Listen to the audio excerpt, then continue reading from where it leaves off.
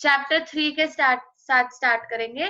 Chapter 3 का नाम है फॉर्म्स ऑफ पब्लिक इंटरप्राइजेस। इससे पहले आपने चैप्टर 2 में प्राइवेट इंटरप्राइजेस पढ़ी हैं, अब आप चैप्टर 2 में पब्लिक इंटरप्राइजेस पढ़ोगे। पब्लिक इंटरप्राइजेस की एक खासियत होती है कि जितनी भी पब्लिक इंटरप्राइजेस होती है they are owned by government. इसका जो ओनर होता है वो गवर्नमेंट होता है। They are owned by government. All the public enterprises are owned by government. तो जितनी भी पब्लिक इंटरप्राइजेस होती हैं all are owned by government. पर बेटा जी इसकी 3 फॉर्म्स होती है। गवर्नमेंट 3 तरीके से ओनरशिप कर सकती है। जैसे प्राइवेट कितने तरीके से कर सकते हैं? आंसर्स दो, क्लास शुरू करें, लेट हो गया आज काफी। प्राइवेट 5 इंटरप्राइजेस 5 तरीके से कर सकते हैं। कौन से 5? Sole proprietorship, partnership, HUF, company और कोऑपरेटिव कोऑपरेटिव सोसाइटी। सोसाइटी, बिल्कुल सही। जो प्राइवेट इंटरप्राइजेस होते हैं वो बेटा जी 5 तरीके से ओनरशिप कर सकते हैं। सेम वैसे ही जो पब्लिक इंटरप्राइजेस होती हैं वो 3 तरीके से ओनरशिप कर सकती है। सबसे पहला तरीका होता है डिपार्टमेंटल अंडरटेकिंग। बहुत ध्यान से सुनिएगा। सबसे पहला तरीका होता है डिपार्टमेंटल अंडरटेकिंग। Departmental undertaking. दूसरा तरीका होता है statutory corporation. Statutory corporation. Revision फिर हम नेक्स्ट क्लास में ले लेंगे। अब ऐसा ना हो रिवीजन के चक्कर में नेटवर्क की वजह से हम कुछ पढ़ ना पाए, तो इसलिए हमने नया चैप्टर स्टार्ट किया है, चैप्टर नंबर 3। और चैप्टर नंबर 3 मैंने आपको पहले ही बता दिया था कि जो चैप्टर नंबर 2 है वो प्राइवेट इंटरप्राइजेस के बारे में है, और जो चैप्टर नंबर 3 है वो पब्लिक इंटरप्राइजेस के बारे में है। तो ये वाला जो चैप्टर है वो पब्लिक इंटरप्राइजेस के बारे में। And public enterprises are owned by the government. पूरा पूरा अगर मैं इसको पूरा फुल फॉर्म लिख दूं तो owned and managed by government. इसको मैनेज भी गवर्नमेंट करती है और इसकी ओनर भी गवर्नमेंट होती है। उसी को हम पब्लिक इंटरप्राइजेस बोलते हैं। प्लस आपको पता ही है कि गवर्नमेंट जो भी करती है उसका मोटिव प्रॉफिट नहीं होता है, ऐसा वो बोलते हैं। तो इसका मोटिव क्या होता है? Social welfare. और जितनी भी प्राइवेट इंटरप्राइजेस होती है उनका मोटिव क्या होता है? To earn profit. 3 तरीके की होती है। तो मुझे आपको इस चैप्टर में 3 टॉपिक पढ़ाने हैं। एक टॉपिक का नाम है डिपार्टमेंटल अंडरटेकिंग, एक टॉपिक का नाम है स्टैट्यूटरी कॉर्पोरेशन, और एक टॉपिक का नाम है गवर्नमेंट कंपनी। अब समझो कि तीनों में डिफरेंस क्या है।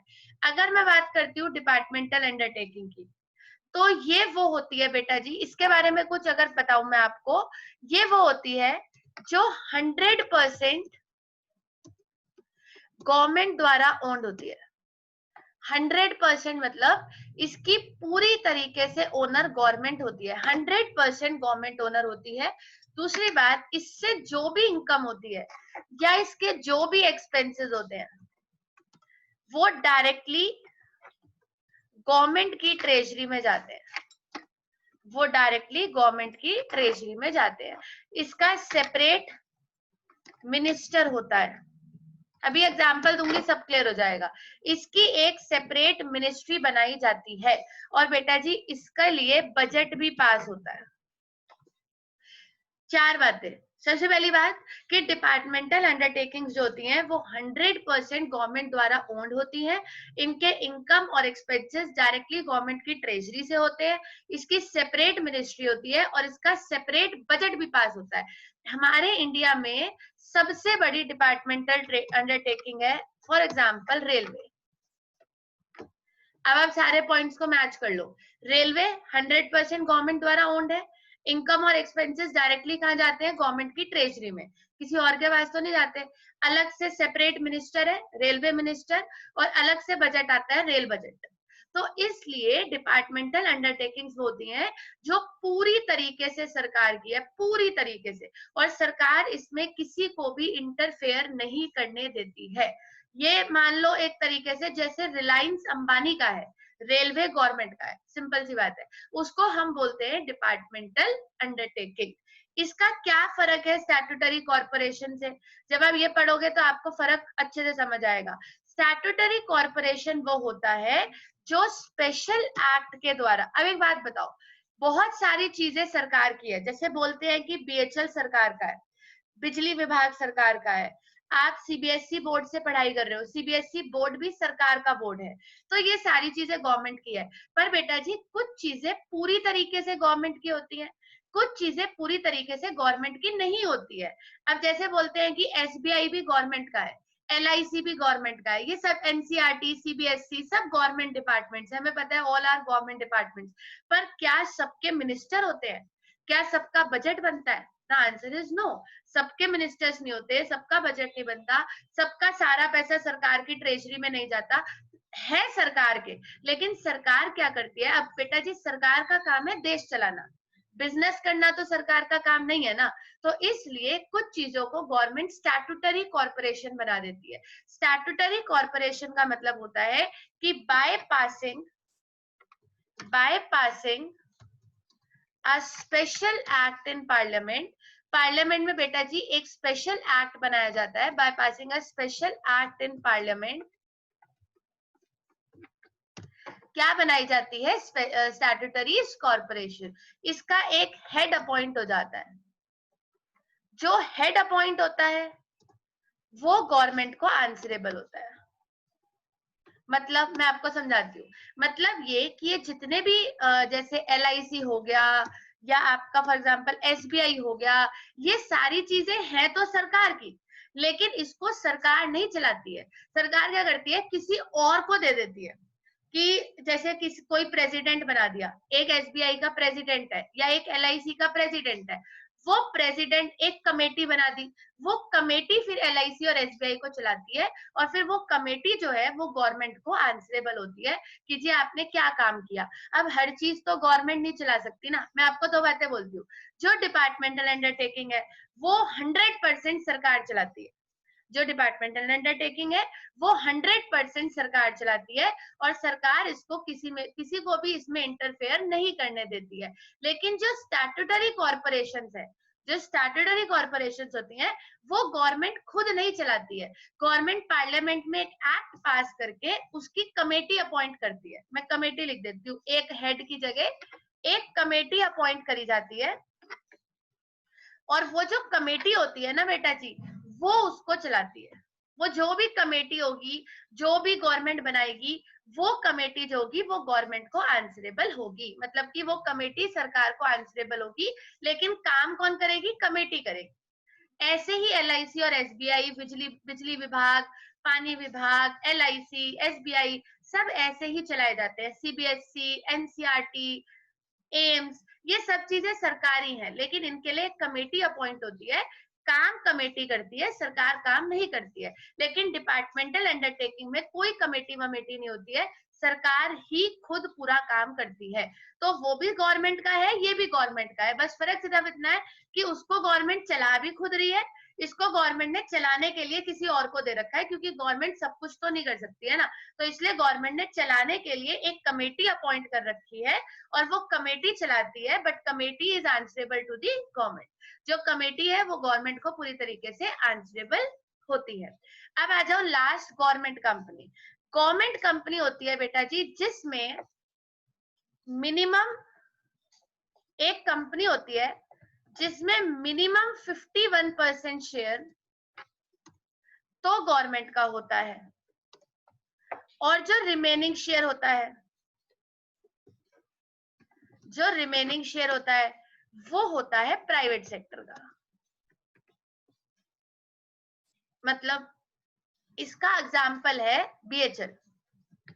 आपको पता है बीएचएल पूरी तरीके से सरकार का नहीं है, बीएचएल 51% सरकार का है, तो इसको हम गवर्नमेंट कंपनी बोलते हैं। अच्छा अब दीदी, अब इसमें गवर्नमेंट भी है और प्राइवेट भी है, तो आप इसको पब्लिक इंटरप्राइजेस में क्यों पढ़ा रहे हो? आपने इसको प्राइवेट इंटरप्राइजेस में क्यों नहीं पढ़ाया? क्योंकि बेटा जी ज्यादा शेयर तो गवर्नमेंट का है ना। मैं बोलूं, ज्यादा शेयर किसका है? गवर्नमेंट का। गवर्नमेंट कंपनी की एक खासियत होती है कि सरकार का शेयर मिनिमम 51% होना चाहिए, ज्यादा भी हो सकता है, और जो शेयर बच जाएगा वो प्राइवेट का है। यानी गवर्नमेंट कंपनी में सरकार क्या करती है? खुद भी होती है और प्राइवेट सेक्टर के साथ काम करती है। फिर वही बात आती है, क्योंकि हर चीज सरकार तो कर नहीं सकती। ऐसे ही बेटा जी इंडिया में हाईवेज, मेट्रो, बुलेट ट्रेन, सब गवर्नमेंट कंपनी की फॉर्म में आया है। गवर्नमेंट कंपनी की फॉर्म का मतलब होता है कि इसमें मिनिमम 51% शेयर तो गवर्नमेंट का होता है और बचा हुआ जो शेयर होता है वो प्राइवेट सेक्टर का होता है।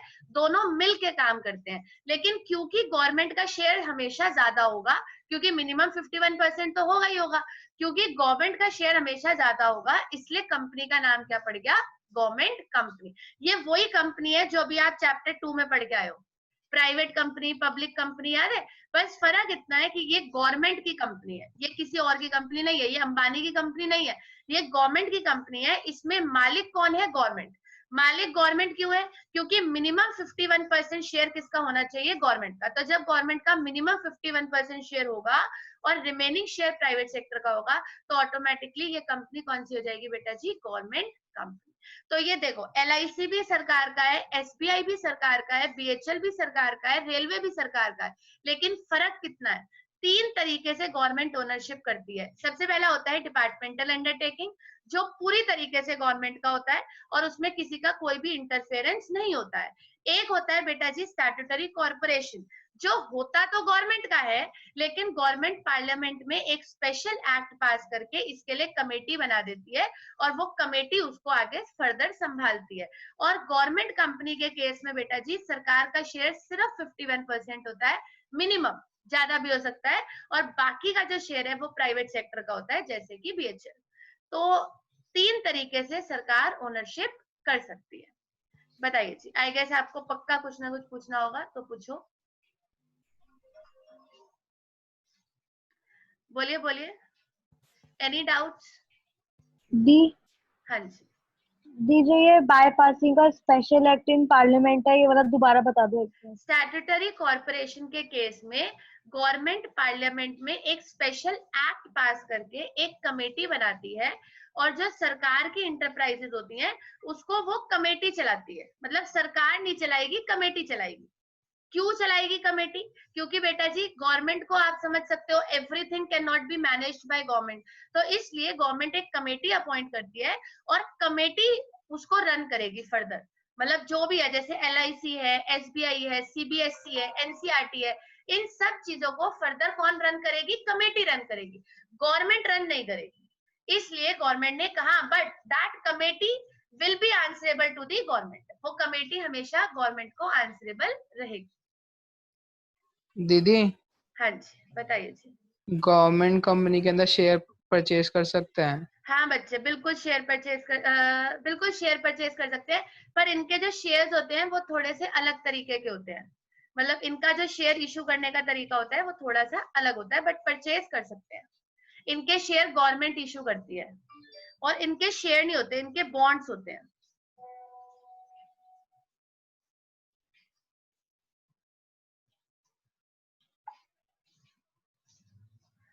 करिएगा नोट, 1 मिनट दीजिएगा मुझे, नोट करिए।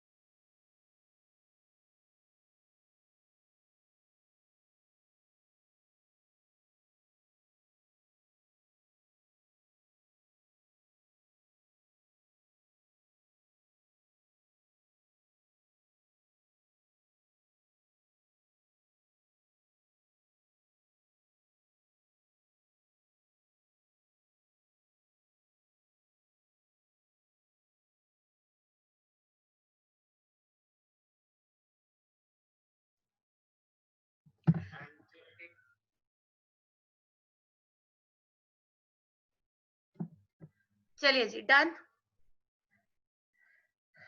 पूछना है और कुछ? दीदी क्लियर इनके है? पीछे लिमिटेड लगता है। नहीं बच्चे, कुछ भी नहीं लगता है। ना गवर्नमेंट कंपनी के पीछे लिमिटेड लगेगा, ना स्टैट्यूटरी कॉर्पोरेशन के पीछे, ना डिपार्टमेंटल अंडरटेकिंग के पीछे, किसी के पीछे लिमिटेड नहीं लगता है। It's just a railway. Railway, LIC, SBI। LIC तो you all know, life insurance corporation of India, state bank of India, बस यही फुल फॉर्म है इनकी। इसके पीछे ना ही तो कहीं लिमिटेड आता है, ना ही प्राइवेट लिमिटेड आता है। वो तो बेटा जी फिर पब्लिक प्राइवेट कंपनी हो जाएगी ना, ये तो गवर्नमेंट कंपनी है। और किसी को कोई डाउट? एक चीज और पूछती हूँ आपसे, जो भी पब्लिक इंटरप्राइजेज होती हैं वो ओन्ड और मैनेज्ड बाय गवर्नमेंट होती हैं, और उनका जो मोटिव होता है वो सोशल वेलफेयर होता है। 3 तरीके की होती हैं, डिपार्टमेंटल अंडरटेकिंग, स्टैट्यूटरी कॉर्पोरेशन और गवर्नमेंट कंपनी। तो आप जब ये चैप्टर पढ़ोगे तो आप भी तीनों को पढ़ोगे, डिपार्टमेंटल अंडरटेकिंग को भी, स्टैट्यूटरी कॉर्पोरेशन को भी और गवर्नमेंट कंपनी को भी। और आपको तीनों के क्या पढ़ने हैं बेटा जी? मेरिट्स और डीमेरिट्स। वही जैसे आपने पिछले चैप्टर में पढ़ा था, तीनों के मेरिट्स और डीमेरिट्स। लेकिन हम कंटिन्यू करेंगे, पहले आप कुछ केस स्टडीज देखते हैं। हेडिंग डाल लीजिए कॉपी में, केस स्टडीज। मैं आपको बताती हूँ कि पेपर कैसे आएगा।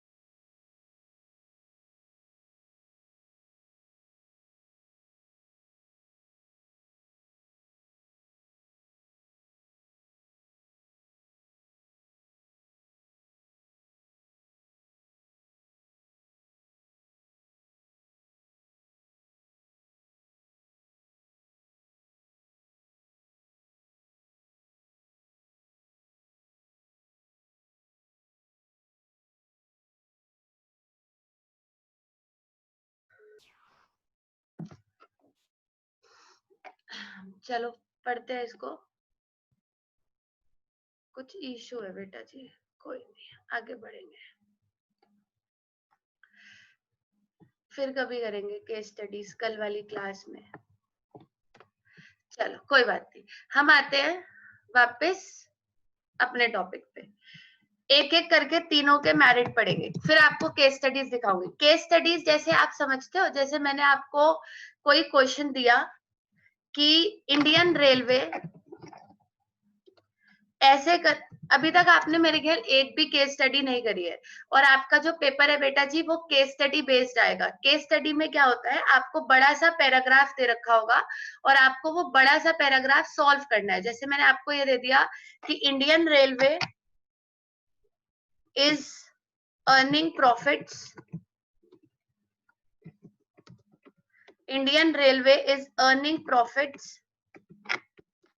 ए पार्ट, ये तो मैं बहुत छोटी सी केस स्टडी बना रही हूँ, मैं नेट पे ढूंढ रही हूँ, बट मेरे को एक पीडीएफ है जो मुझे आपको दिखानी है, जो भी खुल नहीं रही थोड़ा नेटवर्क की वजह से, कोई बात नहीं।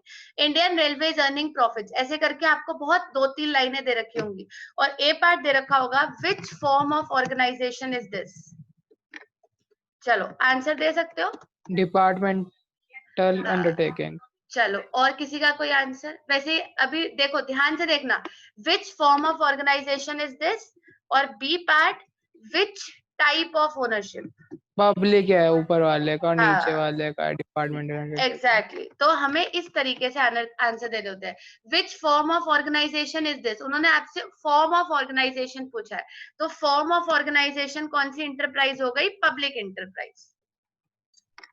पब्लिक इंटरप्राइज, पब्लिक इंटरप्राइज हो गई फॉर्म ऑफ ऑर्गेनाइजेशन, ठीक है जी। और विच type of ownership is this? Departmental undertaking. इसको केस स्टडीज बोलते हैं, बहुत छोटे छोटे से क्वेश्चंस होते हैं, लेकिन अभी आपको ऐसे बहुत सारे क्वेश्चंस करने हैं। हम एक पीडीएफ तैयार करके पहले ग्रुप में डाल देंगे, फिर डिस्कस करेंगे, कोई बात नहीं। फिलहाल वापस चलते हैं, हम इस चीज पर थे कि हमारे पब्लिक इंटरप्राइजेस में 3 तरीके की ओनरशिप की फॉर्म होती है। सबसे पहली होती है डिपार्टमेंटल अंडरटेकिंग, दूसरी होती है स्टैट्यूटरी कॉर्पोरेशन, और तीसरी होती है गवर्नमेंट कंपनी। डिपार्टमेंटल अंडरटेकिंग होती है जो 100% गवर्नमेंट की है। स्टैट्यूटरी कॉर्पोरेशन पार्लियामेंट में स्पेशल एक्ट बना के एक कमेटी को दे दी जाती है, कमेटी उसको हैंडल करती है। और गवर्नमेंट कंपनी के केस में मिनिमम 51% शेयर गवर्नमेंट का होता है और रिमेनिंग शेयर प्राइवेट सेक्टर का होता है। तो सबसे पहले चलेंगे क्वेश्चन नंबर 2 पे, मेरिट्स एंड डीमेरिट्स। आपको पता ही है, सबके पढ़ने हैं। Merits and demerits of departmental undertaking, बहुत ध्यान से सुनिएगा। Merits and demerits of departmental undertaking, heading डाल लीजिए अपनी कॉपी में, merits and demerits of departmental undertaking. और इसके मेरिट्स और डीमेरिट्स बेटा जी बेसिस पर नहीं चलते, इसके सीधी सीधी लाइनें हैं। मैं आपको छोटे छोटे मेरिट्स बताती हूँ। सबसे पहला मेरिट क्या है डिपार्टमेंटल अंडरटेकिंग का? सबसे पहला मेरिट है कि ये गवर्नमेंट की इनकम का सबसे मेन सोर्स है। ये गवर्नमेंट की इनकम का सबसे मेन सोर्स है, सबसे मेन सोर्स है डिपार्टमेंटल अंडरटेकिंग। क्यों? क्योंकि बेटा जी इसकी जितनी भी इनकम होती है वो सीधा सीधा कहां पे चली जाती है? गवर्नमेंट की ट्रेजरी में। और गवर्नमेंट की ट्रेजरी आपको पता है कौन होल्ड करता है? गवर्नमेंट की ट्रेजरी होल्ड करता है, चलो आप बताओ, एक गैस, फिर मैं लिख देती हूँ। गवर्नमेंट की ट्रेजरी, पहले बताओ what do you meant by government की ट्रेजरी? सरकार की ट्रेजरी का क्या मतलब है? आपका बैंक में अकाउंट है, आप उसको क्या बोलते हो? ट्रेजरी बोलते हो कि अकाउंट बोलते हो? चलो सोचो फटाफट से, बोलिए बोलिए, कुछ आंसर्स दीजिए, कोई बात नहीं, बी क्विक। ट्रेजरी बोलते हो, अकाउंट बोलते हो? अकाउंट। अकाउंट बोलते हो। गवर्नमेंट का अकाउंट कौन से बैंक में है, ये पूछना चाहती हूँ मैं आपसे। अब एसबीआई। एसबीआई, चलो और कोई आंसर? आरबीआई होल्ड करता है मेरे ख्याल से गवर्नमेंट की ट्रेजरी। आरबीआई होल्ड करता है, लेकिन बेटा जी गवर्नमेंट का अकाउंट कहाँ है? एसबीआई में कि आरबीआई में? आरबीआई। एसबीआई। मैं खुलवा सकती हूँ आरबीआई में अकाउंट? नहीं। Know the. आप खुलवा सकते हो आरबीआई में अकाउंट? नहीं। Know the. तो इसलिए जो गवर्नमेंट होती है उसका अकाउंट कौन होल्ड करता है? आरबीआई। उसको बेटा जी अकाउंट नहीं बोलते। अकाउंट होता है हम जैसे होगा, हम गरीब लोग हैं, हमारा अकाउंट होता है। कितने पैसे होते हैं? 10 लाख, 20 लाख, 50 लाख होते होंगे। सरकार की होती है ट्रेजरी। ट्रेजरी का मतलब होता है खजाना, तो इसलिए उसको गवर्नमेंट की ट्रेजरी बोलते हैं, क्योंकि उसमें तो 200-300 करोड़ पड़े ही रहते हैं, क्योंकि इतना पैसा आता है भाई, टैक्स से इतना पैसा आता है और रेलवे से इतना पैसा आता है, बहुत पैसा आता है सरकार के पास, अलग अलग सोर्सेज है गवर्नमेंट के, और बहुत तगड़ा पैसा कमाती है गवर्नमेंट। तो जब गवर्नमेंट के पास इतना सारा पैसा आता है तो उसको हम गवर्नमेंट का अकाउंट नहीं बोलते, उसको हम बोलते हैं गवर्नमेंट की ट्रेजरी। तो जो सरकार की ट्रेजरी होती है वो कौन होल्ड करता है? आरबीआई। और जो भी इनकम होती है डिपार्टमेंटल अंडरटेकिंग से, जो भी इनकम होती है वो डायरेक्टली गवर्नमेंट की कहाँ चली जाती है बेटा जी? ट्रेजरी में। सारा पैसा सीधा उठाया और सरकार की ट्रेजरी में डाल दिया, ऐसा फंडा है, बिल्कुल सीधा सीधा। फिर दूसरा पॉइंट आता है, तो ये गवर्नमेंट की इनकम का सबसे मेन सोर्स है। दूसरा मेरिट ये है कि ये जो है ये अकाउंटेबल होते हैं। आज आपको एक वर्ड सिखा रही हूँ, अकाउंटेबल। अकाउंटेबल का मतलब होता है आंसरेबल। आंसरेबल मतलब कि जब भी आप किसी चीज की डिपार्टमेंटल अंडरटेकिंग करते हो तो इसकी 100% ओनर कौन होती है बेटा जी? गवर्नमेंट। 100% ओनर गवर्नमेंट है, but they are answerable. To whom they are answerable? सरकार किसको आंसरेबल है? Government is answerable to the public. Railway की टिकट महंगी हो गई, बताओ क्यों हो गई? सरकार से आप पूछ सकते हो, क्योंकि बेटा जी डिपार्टमेंटल अंडरटेकिंग आपके पैसे से चलता है, पब्लिक के पैसे से चलता है, तो इसलिए ये लोग पूरी तरीके से अकाउंटेबल होते हैं, आंसरेबल होते हैं टू दी पब्लिक। चाहे इनको कोई भी अगर ये लोग आज टैक्स बढ़ा देते हैं टिकट पर, या एसी टिकटें महंगी कर देते हैं, या कोई ट्रेन बेचते हैं या लॉन्च करते हैं, वो सब चीजों के लिए पब्लिक को आंसरेबल है। पब्लिक किसी भी चीज पे कुछ भी पूछ सकती है, क्योंकि बेटा जी डिपार्टमेंटल अंडरटेकिंग सरकार की है और सरकार जनता की है, तो वो पूरी तरीके से जनता को आंसरेबल है। अब एक क्वेश्चन आपसे, क्या रिलायंस का मालिक मुकेश अंबानी भी आपको आंसरेबल है? मैं बहुत सीधे नहीं, सीधे क्वेश्चन नो पूछ रही दी। हूँ। नहीं, क्यों? वो प्राइवेट कंपनी है। क्योंकि वो प्राइवेट कंपनी है। एग्जैक्टली, वो गवर्नमेंट कंपनी थोड़ी है। वो कहेगा जी मैं कुछ भी करूं, तुम कौन होते हो पूछने वाले, मेरी कंपनी है। बट सरकार जो होती है वो तो जनता की होती है, तो इसलिए जो गवर्नमेंट होती है वो आंसरेबल होती है पब्लिक को अपने डिपार्टमेंटल अंडरटेकिंग के डिसीजंस के लिए। तीसरा मेरिट आता है कि आपने एक चीज सोची, मैंने आपको बोला कि रेलवे, डिफेंस, आपका डिफेंस भी डिपार्टमेंटल अंडरटेकिंग है, क्योंकि वो भी 100% किसके कंट्रोल में चलती है? गवर्नमेंट के कंट्रोल में। डिफेंस पूरी तरीके से 100% गवर्नमेंट कंट्रोल में है। डिफेंस का भी मिनिस्टर बनता है, डिफेंस मिनिस्टर, तो वो भी पूरी तरीके से गवर्नमेंट के कंट्रोल में है। ये चीजें गवर्नमेंट ने पूरी तरीके से अपने कंट्रोल में क्यों रखी हुई है? सोच समझ के आंसर देना। इसको भी स्टैट्यूटरी कॉर्पोरेशन की तरह पार्लियामेंट में पास करके कमेटी क्यों नहीं बना देते और फिर कमेटी हैंडल करे? मतलब यही 2-3 चीजें हैं जो डिपार्टमेंटल अंडरटेकिंग है और गवर्नमेंट ने 100% कंट्रोल अपना रखा हुआ है। कोई वजह, कोई कारण क्यों रखा हुआ है भाई? एक तो चलो गवर्नमेंट की इनकम का मेन सोर्स है, सारा पैसा सरकार के पास है, आंसरेबल टू द पब्लिक। तीसरा आता है बेटा जी, इसलिए रखा हुआ है क्योंकि ये चीजें नेशनल सिक्योरिटी के लिए कंसर्न है। For example defence and railway. आपको पता है अगर रेलवे प्राइवेट के हाथ में दे दिया तो गरीब आदमी तो कभी ट्रैवल कर नहीं पाएगा, क्योंकि रेलवे भी फ्लाइट्स की तरह बहुत महंगा हो जाएगा। फ्लाइट नहीं रखी ना सरकार ने अपने हाथ में, क्योंकि जो लोग फ्लाइट में ट्रैवल करते हैं वो मिडिल क्लास और मिडिल क्लास से ऊपर के लोग होते हैं, तो वो आराम से महंगी जर्नी कर सकते हैं। बट रेलवे सरकार ने आज भी अपने हाथ में रखा है, क्योंकि नेशनल मतलब कि देश की सिक्योरिटी के लिए ये कंसर्न है। सरकार ध्यान दे रही है देश के प्रति, तभी सरकार ने ये चीजें आज तक अपने हाथ में रखी। हाँ, धीरे धीरे अब कर रहे हैं, प्राइवेट क्या करे, नहीं करना चाहिए, क्योंकि बेटा जी अगर रेलवे डिफेंस प्राइवेट हो गया तो सोचो एक गरीब आदमी कैसे ट्रैवल करेगा? आज ट्रेन की टिकटें इतनी सस्ती हैं, आराम से आप ट्रैवल कर सकते हो। आप मतलब कि एक मिडिल क्लास, एक पुअर आदमी भी रेलवे में आराम से ट्रैवल कर सकता है ना? एक जनरल टिकट में बहुत सस्ती टिकट होती है, तो आराम से वो ट्रैवल करता है। अगर आपने इसको इम्प्रूव करने के लिए इसको भी प्राइवेट के हाथ में दे दिया, तो आपको तो पता है कि प्राइवेट तो गरीब गरीब के बारे में सोचता नहीं है। प्राइवेट तो प्रॉफिट ओरिएंटेड होता है। वो रेलवे को बहुत सुंदर बना देगा, लेकिन टिकटें भी बहुत महंगी हो जाएंगी, तो सोचो गरीब लोग कहाँ जाएंगे? तो गरीब लोगों की सुरक्षा के लिए सरकार ने ये चीजें अपने हाथ में रखी हुई हैं। आपको पता है रेलवे से उतना पैसेंजर ट्रैवल नहीं करता जितना गुड्स ट्रैवल करता है, जितनी मालगाड़ी ट्रैवल्स होती हैं। तो मालगाड़ी के थ्रू सामान इधर उधर जाता है, देश का व्यापार बढ़ता है। अगर ये चीजें भी प्राइवेट के हाथ में दे देंगे तो वो तो इसको भी महंगा कर देंगे। अब आप सोचो क्या डिफेंस हम किसी प्राइवेट के हाथ में दे सकते हैं? The answer is no. इसलिए ये सब चीजें नेशनल सिक्योरिटी के लिए कंसर्न है, इसलिए गवर्नमेंट ने इसको अपने हाथ में रखा है। यही डिपार्टमेंटल अंडरटेकिंग के 3 मेरिट्स है। एक तो ये गवर्नमेंट की इनकम का सबसे मेन सोर्स है, आंसरेबल टू द पब्लिक, और ये नेशनल सिक्योरिटी के लिए कंसर्न होते हैं। और इस चैप्टर में बेटा जी हम 3 टॉपिक पढ़ने वाले हैं। आज हमारी क्लास थोड़ी कम ही हुई है, छोटी सी, थोड़ा पहले नेटवर्क की दिक्कत थी, तीन कारण की वजह से हमें तीन टॉपिक पढ़ने हैं। गवर्नमेंट इंटरप्राइजेस तीन तरीके से चलती है, या तो सरकार डिपार्टमेंटल अंडरटेकिंग खोलेगी, या स्टैट्यूटरी कॉर्पोरेशन, या गवर्नमेंट कंपनी। अब मैं आपसे छोटे छोटे तीन आंसर्स पूछ लेती हूँ, वो कौन सा है जिसमें गवर्नमेंट और प्राइवेट मिलके काम करते हैं?